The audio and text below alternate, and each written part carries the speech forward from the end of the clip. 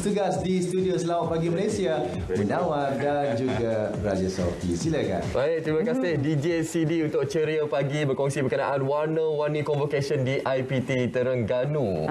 Orangnya pun baik-baik. Ujung tu. Orangnya pun baik-baik. Itu dia. Masya Allah. Itu dia antara perkongsian daripada DJ CD. Tapi selepas ini kita ingin berhenti berehat seketika. Dan selepas itu kita akan berkongsi tentang kajian imunisasi tubuh selepas vaksinasi. Tapi kita nak teruskan perbincangan kita bersama dengan panel kita dah pun berada di studio. Saya kenalkan iaitu bersama dengan kita Datuk Madani Syahari selaku Ketua Pegawai Eksekutif MARI. Assalamualaikum. Waalaikumsalam. Dan juga ditemani oleh Dr. Rozainani Muhammad Zain selaku Pakar Perunding Patologi Virologi IMR. Assalamualaikum Doktor. Salam. Okey, tajuk pada hari ini berkenaan kajian imunisasi tubuh selepas vaksin, satu topik yang sangat penting untuk kita kongsikan kepada penonton. Jadi untuk permulaan ini mungkin doktor boleh kongsikan apa yang perlu kita ketahui berkenaan sistem imun ini, khususnya kalau kita boleh kaitkan dengan situasi pandemik COVID-19 sekarang ini. Ya, bila kita melihat daripada segi sistem imun, ia adalah satu sistem yang kompleks. Ya. Biasanya bila kita bercakap pasal sistem imun, ia adalah tindak balas badan terhadap sesuatu, contohnya virus, bakteria ataupun benda asing. Ya. Dan ia melibatkan interaksi antara sel, molekul dan juga tisu. Bila kita sebut berkenaan dengan tisu, contohnya adalah seperti limfa dengan lymph node, ya. Dan juga kalau kita lihat daripada segi molekul, contohnya adalah seperti interferon ataupun cytokine. Dan kalau kita lihat daripada segi sel adalah kita punya sel darah putih lah, B ataupun T cell. Ya. So kalau dilihat secara general, ya, imun sistem kita ini terbahagi kepada dua, iaitu sistem imun innate dan juga sistem imun adaptif. Ya. Bagi sistem imun innate, dia adalah tindak balas general kepada jangkitan. Ya. Tapi kalau kita lihat dari segi sistem imun adaptif, ini adalah tindak balas khusus kepada sesuatu jangkitan. Ya. Dan kalau kita lihat, biasanya dia akan mula bertindak balas pada hari ke-6 atau hingga hari ke-8 setelah jangkitan bermula. Dan biasa dia melibatkan dua jenis sel darah putih lah yang saya sebutkan tadi, itu sel B dan T cell lymphocytes lah. Dan T cell lymphocyte ini kalau kita lihat, dia fungsi dia adalah untuk membunuh sel-sel yang telah dijangkiti, contohnya kalau telah dijangkiti oleh virus, dan juga menghalang sel daripada dijangkiti. Ya. Maksudnya dia boleh mencegah untuk mendapat jangkitan. Dan sel T ini juga boleh merangsangkan sel-sel imun yang lain, ya, untuk bertindak balas dan juga merangsang B sel untuk menghasilkan antibodi. Ya. So jadi kalau dalam segi konteks COVID-19, kita boleh lihat, ya, bagi pesakit yang telah dijangkiti oleh COVID-19, kita boleh mengesan antibodi dalam darah mereka. Ya. Biasanya kita boleh kesan dari seawal 1 minggu hingga 3 minggu. Walau bagaimanapun kajian masih dijalankan, ya. Kita tak tahu berapa lama antibodi ni ada di dalam badan kita. Dan kalau ikut kajian, sehingga kini antibodi itu boleh bertahan dari 3 bulan hingga 8 bulan. Ya. So jadi antibodi yang dihasilkan ini adalah khusus kepada virus protein. Ya. Apa yang kita, ujian-ujian yang kita ada sekarang ini adalah khusus untuk mengesan antibodi terhadap virus protein yang kita panggil sebagai nucleocapsid dan juga spike. Ya. So itu adalah sedikit yang boleh saya gambarkan mengenai kita punya imun sistem. Baik, itu dia. Dan doktor, Datuk, maafkan saya, difahamkan pihak MARI dan IMR telah membuatkan kajian berkenaan dengan imun sejak pandemik ini, bermula dengan menggunakan teknologi terbaru. Jadi kami teruja untuk tahu apakah antara teknologi terbaru yang digunakan untuk mengetahui tentang imun ini. Ya, baik. Terima kasih Raja dengan Munawar. Jadi tahun lepas lah, 2020, bila MCO COVID memula, jadi kita bersama dengan IMR dan juga bersama dengan Zengenik, sebuah syarikat tempatan yang berada di Bukit Damansara. Jadi Zengenik ini mereka mengeluarkan protein, ekspres protein yang spesifik, baik bakteria, baik virus. Jadi bila kita dapat tahu mengenai keupayaan syarikat tempatan untuk mengekspresikan protein, dan kita tahu COVID-19 adalah protein. Dan COVID-19 ini merupakan golongan dalam coronavirus. Ya. Tapi yang lagi penting ialah kalau kita dapat tahu dia punya protein yang spesifik bagi COVID-19. Sebab ada protein yang sama dengan, ianya dalam satu family. Jadi ada virus lain dalam coronavirus yang mempunyai protein yang sama macam COVID-19. Jadi kita nak tahu sama ada kita dapat mengenal pasti protein yang spesifik. Jadi bersama dengan Zengenik, kita memulakan kolaborasi untuk kita mengetahui. Jadi kita dapat 9 epitop ataupun 9 protein yang sangat spesifik kepada COVID-19. Maknanya kalau 9 ini kita ekspreskan dalam satu test kit. Dan kalau kita dapat tahu, kalau kita dapat antibody yang react dengan protein yang spesifik kepada COVID-19 ini, sudah tentu kita akan dapat tahu jumlah antibody ataupun adakah antibody yang terhasil daripada spesifik protein ini sudah tentu merupakan antibody kepada COVID-19. Itu satu.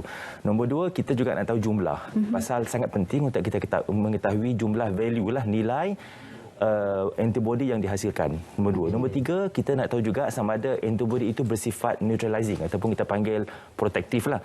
Sebab itulah test kit yang kita hasilkan bersama dengan Zengenik dengan IMR, ianya boleh mengenal pasti beberapa perkara lah. Nombor satu, ianya boleh mengenal pasti antibody yang semada antibody tersebut neutralizing ataupun protektif dari segi nature of the antibody, dan nilai, maknanya jumlah berapa banyak penghasilan antibody tersebut yang bersifat neutralizing tadi. Itu satu nilai dia, dan pihak IMR telah pun menentukan threshold. Maknanya kalau nilai neutralizing antibody itu berada di atas threshold yang telah ditentukan oleh pihak IMR, jadi kita tahu you ada antibody yang cukup untuk melindungi diri you daripada COVID-19.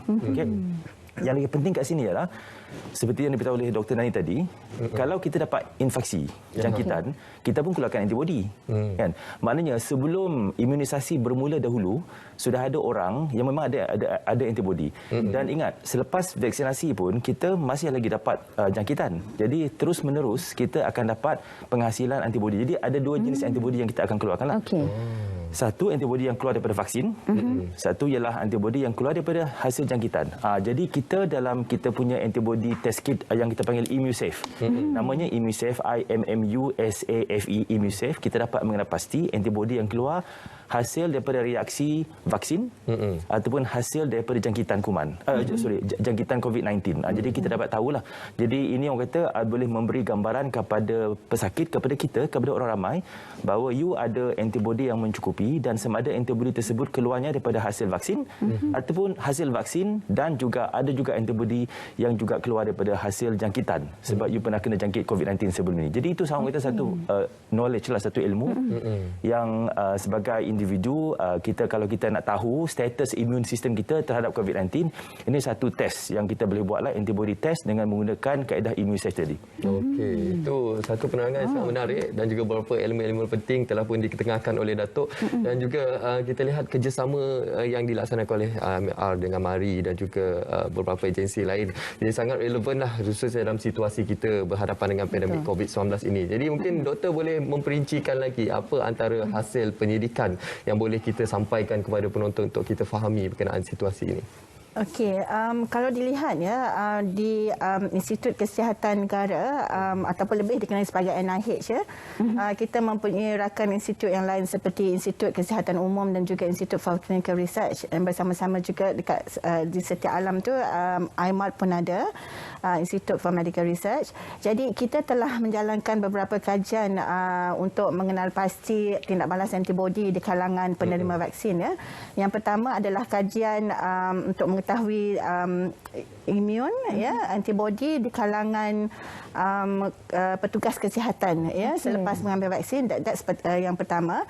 Yang kedua adalah kajian di mana kita telah lakukan untuk mengenal pasti tindak balas badan dan menghasilkan antibody di kalangan komuniti terhadap beberapa jenis vaksin. Dan yang ketiga adalah di mana kita tengok selepas pesakit ataupun selepas individu dijangkiti, and then kita berikan vaksin, apa dia punya antibody, tahap antibodinya berbandingkan dengan individu yang belum mendapat jangkitan. So kalau dilihat ketiga-tiga kajian ini masih lagi berjalan, dan saya pasti bila kita dah ada keputusan, kita akan umumkanlah. Biasanya kita akan inform kepada kita punya YB Menteri dan mungkin ketua pengarah, dan saya pasti ianya akan diumumkanlah sekiranya keputusan ataupun hasil kajian telah ada, ya. Tapi kalau kita lihat kajian-kajian ini adalah penting sebab kita nak tahu apakah bagaimanakah badan kita reaksi terhadap vaksin, ya. And then sebagaimana yang kita ketahui, setiap individu dia punya sistem imun, cara dia bertindak balas untuk menghasilkan antibodi tidak sama. Dan juga kalau kita lihat ada banyak faktor-faktor lain, ya, yang boleh mempengaruhi tindak balas badan dalam menghasilkan antibodi. Antara faktor-faktor yang biasa kita dengar adalah seperti umur, ya, umur, jantina pun boleh, genetik, ya, ataupun komorbid ataupun sakit-sakit yang you ada, itu juga akan mempengaruhi penghasilan antibodi. Dan yang lain-lain juga adalah seperti jenis vaksin tersebut dan cara vaksin itu diberikan, ya. So daripada sini juga kita dapat tahu, daripada kajian ini juga kita dapat tahu berapa lama antibodi yang dihasilkan berada di dalam badan seseorang, ya. Jadi bila kita dah tahu semua informasi berkenaan, dan mungkin kita boleh syorkan apakah langkah-langkah yang boleh diambil seterusnya, ya. Seperti yang doktor nyatakan tadi, kajian-kajian ini masih lagi berjalan, dilaksanakan pada detik ini. Jadi pada perancangannya bila akan diselesaikan? Mungkin kita boleh ketahui hasil akhirnya nanti, doktor. Ya, mungkin lain kajian lain dia punya jangka masa. Secara keseluruhan, ya, mungkin keputusan boleh diketahui by hujung pada hujung tahun inilah, kalau semua berjalan dengan lancar, ataupun seawal tahun depan lah, ya, because sebab kita dia bukan pengambilan darah untuk mengesan kehadiran antibodi itu bukan satu kali sahaja, dia adalah serial, dia macam ada beberapa kali, dan kita follow up sukarelawan yang terlibat dengan kajian itu sehingga 18 bulan, ya, sehingga 24 bulan. So keputusan tu akan mengambil masa jugalah untuk kita umumkan, ya. Pastinya akan memberi perlukan beberapa tempoh masa untuk melihat bagaimana reaksi tubuh badan. Setiap orang mungkin berbeza reaksinya, doktor, kan? Baik, Datuk, apa yang boleh kita apabila kita mengetahui tentang antibodi dan sebagainya, bagaimana sebenarnya perkara ini ataupun kajian ini dapat membantu untuk kita mengatasi masalah ataupun COVID-19 ini, Datuk? Baik. Kajian dalam masih lagi dijalankan, tapi Immusafe itu sebagai antibody test kit yang boleh digunalah, boleh dipakai untuk kita mengesan tahap antibodi seseorang. Jadi yang kita syorkan sekarang ini ialah kita tahu kita ada frontliner. Betul, kita ada frontliner di hospital. Di kilang-kilang pun kita ada frontliner. Postman pun dia frontliners bagi industri delivery. Grab driver, mereka tu frontliner. Jadi yang penting sekarang ni, kalau kita itu frontliner, kita kena bercampur dengan orang luar. Sebab itu tugasan kita. Jadi eloknya kalau kita tahu kita ada antibodi yang kuat, barulah kita faham yang kita ni boleh berdepan dengan orang ramai. Walaupun kita kena ikut SOP, ya. Bukan maknanya kita antibodi bagus, SOP tak ikut, tak boleh. Betul. Kita walaupun antibodi bagus, SOP kena tetap kita ikut. Jadi maknanya aplikasi pertama ialah frontliner di pihak industri. Kalau tahu mereka itu frontliner, eloknya letakkan frontliner yang mempunyai tahap neutralizing antibody yang bagus. Jadi macam yang kita tahu, kena cek lah. Ajak ambil darah mereka, cek. Jadi kena pasti mereka-mereka yang ada antibody yang bagus, neutralizing antibody yang tinggi, yang melebihi threshold yang telah pun ditetapkan oleh pihak IMR. Jadi kita letakkan mereka itu di depan. Kalau mereka yang belum lagi mempunyai tahap neutralizing antibody yang tinggi, ambil booster seperti yang disyorkan oleh kerajaan. Jadi kita tahu bila kita ambil booster, kali ketiga tu memang antibody akan naik. Cuma sekarang ni bila kita buat test, kita tahu dengan secara certain, dengan secara pasti nilai antibody, protective antibody ataupun neutralizing antibody dalam badan kita. Jadi kita pun tahu. Maknanya bukanlah kita orang kata saja kata ada got booster, I should be okay because I'm the frontliner and it's my job ya. So jadi pentingnya kita tahu nilai antibody, neutralizing antibody dalam badan kita sebelum kita menjadi frontliner. Itu satulah. Yang keduanya sebenarnya kalau di kilang-kilang tersebut sekarang ni kan ada masalah kan, kalau di kilang-kilang tu ada COVID, jadi mungkin kilang ditutup dan sebagainya kan. Jadi kalau kita tahu mereka frontliner, sebab di kilang-kilang pun macam supervisor, mereka itu berinteraksi dengan pekerja. Betul. Line leader berinteraksi. Kalau operator, technician beroperasi dengan pekerja. Tapi kalau operator, mereka itu hanya duduk di stesen mereka sendiri. Dia tu orang kata memang tetap di situ saja kan. Kurang risikonya kan. Kurang risiko. Jadi sama juga supervisor, line leader, technician, elok mereka tahu mengenai tahap neutralizing antibody mereka tinggi melebihi threshold yang telah ditetapkan. Jadi mereka boleh bekerja dengan orang kata dengan agak tenang, dengan juga mematuhi SOP. Jadi di situlah banyak kita sebenarnya menjalankan apa kita panggil test and analysis lah. Antibody test ni tak perlulah kita buat secara mass, tak perlu. Dan kerajaan pun tak mengusulkan untuk kita buat antibody secara mass. Kita boleh buat secara test dan analisis. Maknanya dalam satu kumpulan kita boleh ambil sampel dan kita boleh check. Okey, macam mana dia punya statistik berapa orang yang ada neutralizing antibody yang tinggi dan yang lain tu macam mana dan bagaimana. Jadi kita boleh mengusulkan siapa boleh jadi frontliner, siapa yang tak ada boleh kena ambil booster dose. Jadi kita pun tahu siapa boleh diberi keutamaan untuk mendapat booster dose sebab dia belum belum lagi dapat mencapai tahap neutralizing antibody yang melebihi threshold. Jadi dia kena beri keutamaan. Dan mereka-mereka yang sudah some people because of the immune system seperti yang diberitahu oleh Dr. Nani, orang yang imun sistem yang bagus, dia after 2 doses of Pfizer ke AstraZeneca ke, dia punya neutralizing antibody itu tinggi. Ada orang macam tu. Jadi kalau dalam keadaan macam tu, kita bagi keutamaan dulu kepada mereka yang rendah. Yang tinggi itu kita tunggu, tapi kita tetap juga kena booster dose. Cuma bila beri keutamaan, mana kita boleh buat prioritization lah dalam kita punya skim vaksinasi bagi kilang tersebut. Itu pentinglah untuk kita melihat keutamaan yang perlu diberikan kepada individu-individu yang tertentu. Okey, doktor, dalam kita melaksanakan kajian yang sangat penting ini khususnya dalam situasi pandemik COVID-19 ini, adakah pihak IMR dan juga MARI juga turut menyelidiki kajian-kajian daripada peringkat antarabangsa seperti data dan sains yang dilakukan oleh pihak-pihak kesihatan di peringkat global untuk sebagai satu bahan rujukan utamalah untuk melaksanakan kajian ini? I think berkenaan dengan data, memang kami selalu rujuk data-data yang telah dikeluarkan oleh pihak WHO ataupun CDC ataupun data-data yang telah dikeluarkan oleh jurnal-jurnal yang tertentu ya. So daripada data-data ini kita mengetahui apakah tahap antibody dalam badan bagi sesuatu jenis vaksin. So yang pentingnya adalah bagi mengkaji kita punya populasi, tindak balas antibody di kalangan populasi kita. So I think ini adalah antara sebabnya kenapa kita perlu teruskan dengan kajian dan menganalisa dulu data-data yang telah ada dan apa yang akan diperolehi ya. Dan mungkin bila dah selesai nanti kita mungkin akan boleh buat rumusan yang terbaik lah untuk kita punya populasi. Sebab kita punya populasi punya respon could be different from populasi yang di luar sana kan, di luar negara. So kita tidak tahu lah. Saya ingat satu perkara juga yang saya nak beritahu. Sebab mari ni kita ni robotics dengan IoT. Mungkin orang tanya apa hal pergi buat medical.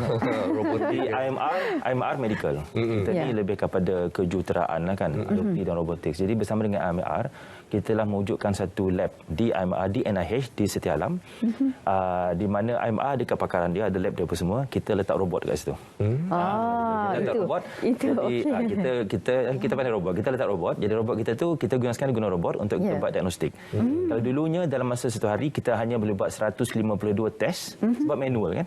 Dengan adanya robot kita boleh buat 1152 dalam masa 8 jam. Jadi kalau kita buat 24 jam tu boleh buat 1000 lebih lah.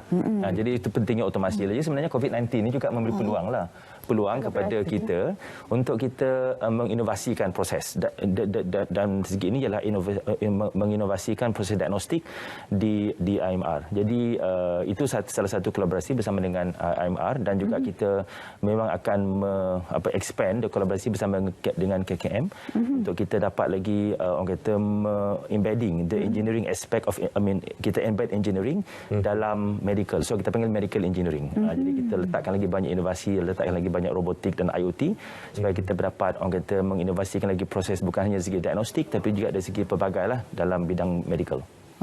Menginovasikan medical. Saya suka terms tu, Datuk. Di mana kita sebenarnya menggunakan teknologi yang ada tetapi dalam masa yang sama kajian juga dapat diselesaikan dengan mudah dan dalam tempoh yang mungkin sekejap 8 jam itu boleh Yalah from 100 daripada 152 pada 1152. Jadi 1000%. Itu dia perbezaannya, Datuk. Okey, itu dia penerangan yang cukup jelas bagi kita semua, kepentingan untuk kita melakukan kajian ini ataupun tes ini untuk kita tahu tentang antibody kita supaya siapa yang mungkin antibody-nya agak kurang boleh mendapatkan booster dengan lebih cepat. Bagi mereka yang mungkin antibody yang agak tinggi boleh tunggu lambat sikitlah. Tapi seeloknya yang dah dapat dos penggalak ataupun temu janji boleh terus untuk mendapatkan dos penggalak, itu yang terbaik. Ingat SOP dengan SOP dan juga SOP yang Okey, itu perkongsian sangat menarik yang kami sampaikan kepada anda, itu berkenaan kajian imunisasi tubuh selepas vaksin. Jadi kita ingin ucapkan terima kasih kepada Datuk Madani Sahari yang merupakan Ketua Pegawai Eksekutif MARI dan juga Dr. Rozainani Muhammad Zain yang merupakan pakar perunding patologi virologi IMR. Terima kasih banyak. Terima kasih. Baik, sekarang ini kita nak bawa penonton untuk cerita Pagi Melaka. Perkongsiannya menarik daripada Fama, iaitu berkenaan program galakan pasaran usahawan mikro. Jadi sama-sama kita saksikan.